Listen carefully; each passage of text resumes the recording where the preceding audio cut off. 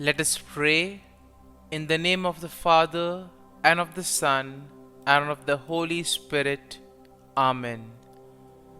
O Jesus, through the Immaculate Heart of Mary, I offer you my prayers, works, joys, and sufferings on this day for all the intentions of your Sacred Heart, in union with the holy sacrifice of the Mass throughout the world, in reparation for my sins, for the intentions of all my relatives and friends, and in particular for the intentions of the Holy Father. Amen. Let us pray for the intentions of the Holy Father for the month of September, for people living on the margins. We pray for those persons living on the margins of society in inhumane life conditions. May they not be overlooked by institutions and never considered of lesser importance. Our Father, who art in heaven, hallowed be thy name. Thy kingdom come, thy will be done, on earth as it is in heaven. Give us this day our daily bread, and forgive us our trespasses, as we forgive those who trespass against us. And lead us not into temptation, but deliver us from evil. Amen. Hail Mary, full of grace, the Lord is with you. Blessed are you amongst women, and blessed is the fruit of thy womb, Jesus. Holy Mary, Mother of God, pray for us sinners, now and at the hour of our death. Amen. Glory be to the Father, and to the Son, and to the Holy Spirit, as it was in the beginning, is now, and ever shall be, world without end. Amen. My dear friends, as we enter in the presence of the Lord, as we begin this new day, let us take a few moments to thank the Lord for all that He has done for us. We see that right from the time of our birth till now, there have been many instances or events where the Lord has worked wonders in our lives. He has guided us, He has protected us, He has shown us the way, helped us to overcome challenges and difficulties. And in this way, we can identify Him guiding us all through our lives. But there are occasions wherein we find it difficult to recognize His presence among us. We find it difficult to identify the blessings and the graces. And here we see that it is in these occasions that we need to specially ask the Lord to give us the grace that we may be able to identify those graces, those blessings in our lives. And therefore we see that the first thing to do is to be grateful to the Lord for all that He has done. And therefore, as we begin today's morning prayer, let us begin on this note of gratitude. Let us ask the Lord to help us identify His presence in our lives. And therefore, let us begin by thanking the Lord for all the things that He has done for us. Lord, we thank You for the gift of life. We thank You for giving us talents, opportunities, and various gifts that enable us to become better persons, and also that enable us to reach out to others and make a difference in the lives of others. Lord, we also want to thank You for the gift of our family members, friends, relatives, near and dear ones, and all those who play a very important role in our lives. We see that it is these people who have been instrumental in making us who we are. They are the ones who have devoted their time, energy, and effort. And as a result of it, they have molded us and they have made us better individuals. So today, Lord, in a very special way, we ask you to bless all their endeavors and give them all the graces that they may require in life. We also thank you, Lord, for giving us the gift of this day, a day that would help us in many ways to appreciate the good things that you have done for us, a day wherein we may complete some thing that was left behind, or a day that may present to us various challenges. Whatever be the situation, Lord, we ask you to be with us and guide us. Allow us to be led by you. Lord, we also thank you for the opportunities, for the experiences that you have given us in life. There have been many experiences wherein we have enjoyed, and these are the experiences that we want to cherish in life. But at the same time, there have also been those experiences and those moments wherein we have found it difficult to accept them. These are the experiences that have been learning experiences. They have taught us a lot in life. Though they may have been hard, bitter, but still they have given us a valuable lesson. They have made us stronger. And therefore, Lord, we also thank you for those moments which have helped us to become strong, which have helped us to become better individuals. And Lord, we also thank you for giving us opportunities to reach out to others, to make use of our talents. And thus, Lord, we ask you to be with us, guide us throughout this day. Lord, allow us to be led by you, so that whatever we do, our actions, our words, may reflect your love, joy, and mercy to the world around us. Help us to become your instruments, so that you may work in and through us. And therefore now, my dear friends, let us all close our eyes at this moment and let us praise the Lord that He has woken us up in this morning. We thank Him for the good health that He has given us, for the good night's rest. We thank Him for keeping us safe and sound, for protecting us from all danger, from all harm. He has kept us in His love, and at every moment we see that His gaze is upon us. He never abandons us. He is always there, guiding us, protecting us, showing us the right path. He loves us. And for all this, let us praise Him, let us thank Him, and let us glorify Him. Lord, as we offer you this day, we ask you that you be with us. Help us to make the right decisions. Help us to do the right things, so that we too may become worthy instruments, that we may be worthy workers in your vineyard. And therefore, my dear friends, let this day be a day of joy and blessings in the name of our Lord Jesus Christ. We shall now reflect and meditate on Psalm 64. As usual, we shall have a general overview of the psalm, and then we shall take a look at the psalm in detail.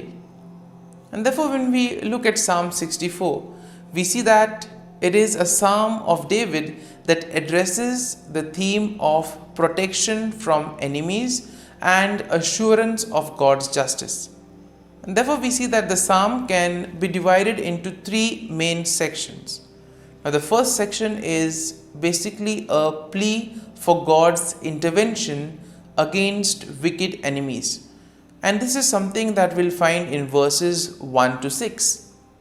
The second section of the psalm, verses 7 to 9, will speak of declaration of God's judgment and the righteous rejoicing in His works.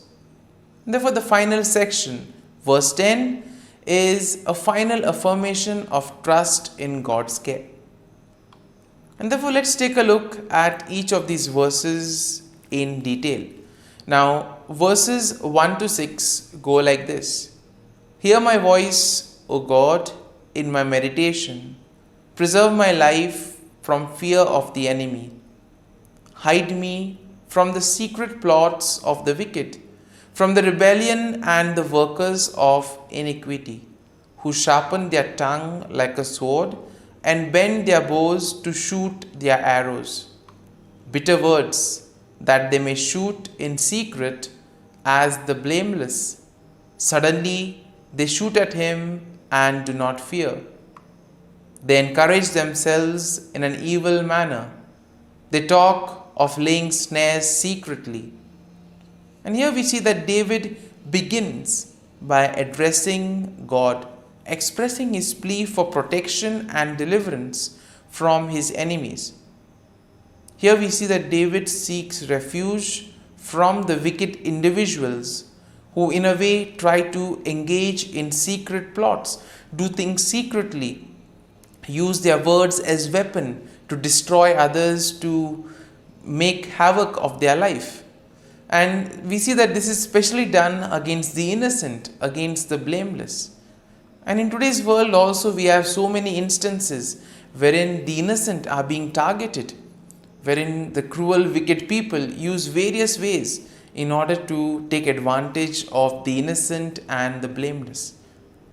And therefore, David here describes the deceptive strategies that his enemies use, and also the wicked people, and also the confidence that these people have in their own plans.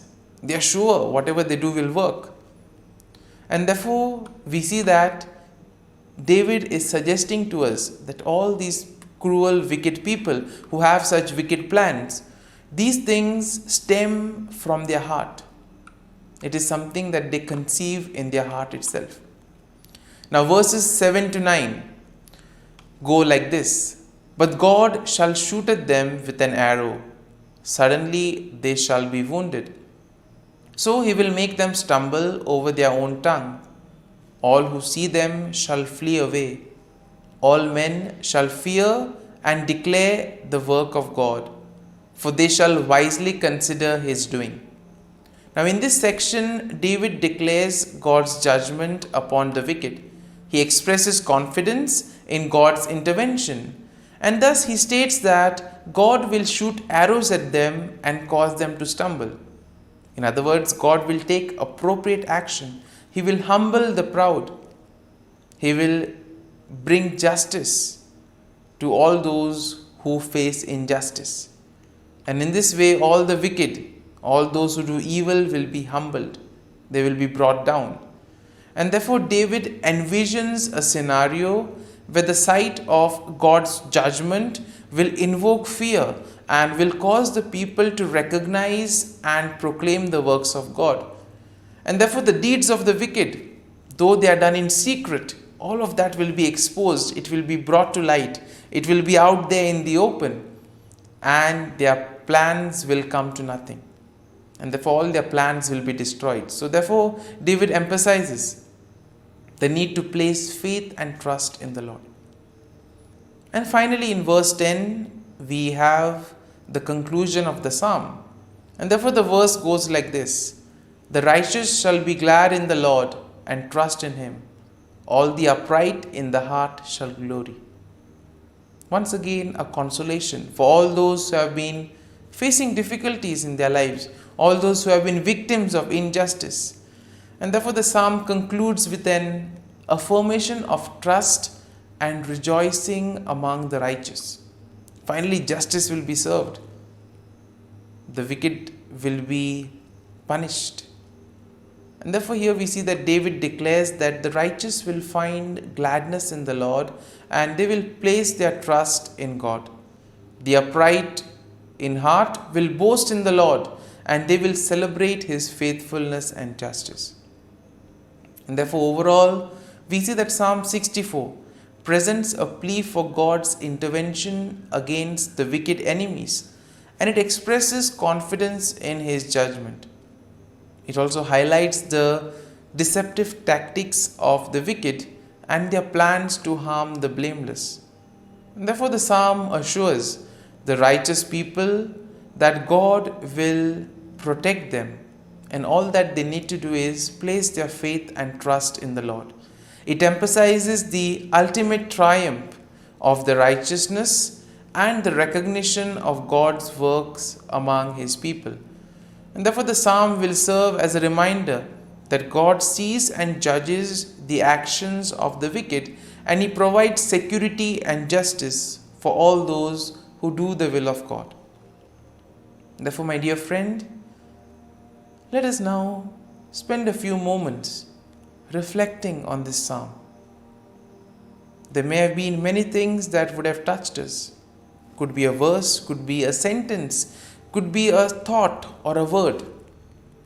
Remain with it. Allow it to take root in you. In this way, we see that the psalm will really be meaningful to us, and will ultimately be able to draw fruit from it. And therefore, as we spend these few moments in silence, allow the word, allow the thought to take root in you. Let it become part of you, so that ultimately all your works, actions today will be able to radiate the love, peace and mercy of God. That you too will be able to praise the Lord in all your works, in all your dealings with others. And thus you will be a worthy instrument to work in the vineyard of the Lord.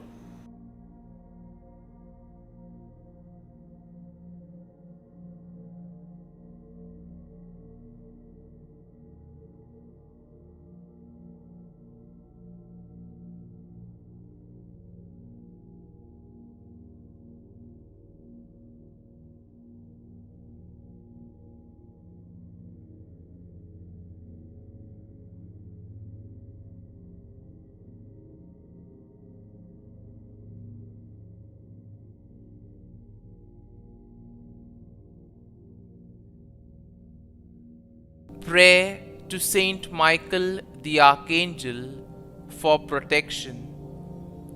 Saint Michael the Archangel, defend us in battle.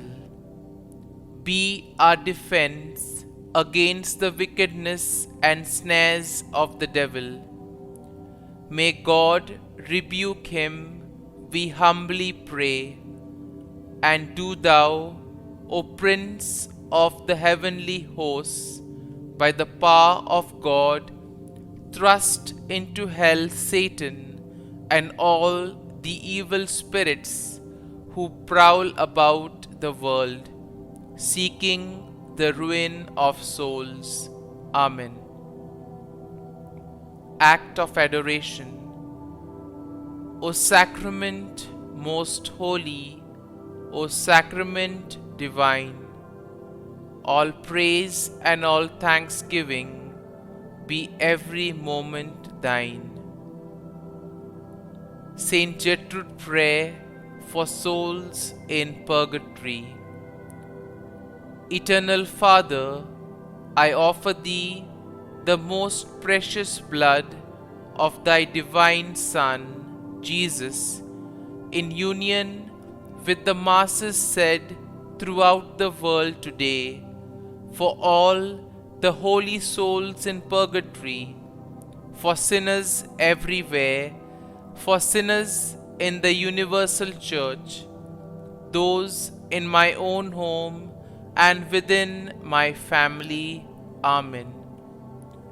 May the divine assistance remain always with us, and may the souls of the faithful departed through the mercy of God rest in peace.